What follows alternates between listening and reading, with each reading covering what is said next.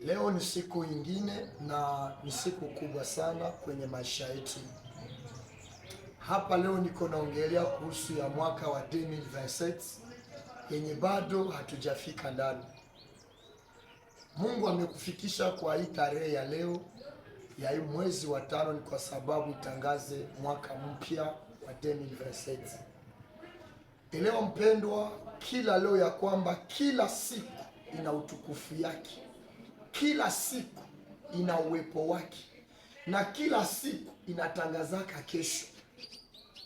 Kama Biblia inasema ya kwamba tujisifie leo, lakini tusijisifu juu ya kesho, kuna maana yake.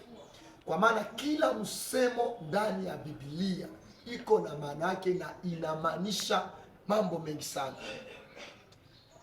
Natamani sana nikuambie kitu kimoja ya kwamba kuwa nguvu, usivunjike moyo. Kwa maana uwezo ungali. Kuna utofauti ya mtu kulalia ore na kulala bila ore. Kuna utofauti. Kuna utofauti ya mtu kulalia Dodoma ama kulalia kwenye somi yenye haina hako kitu. Na maisha nao ni hivyo. Kuna mifupa leo tunakutanana nayo ni kwa sababu kitu tukutanane na roti. Kuna maisha magumu tunakutanana nayo ni kwa sababu ende tabiri maisha mazuri.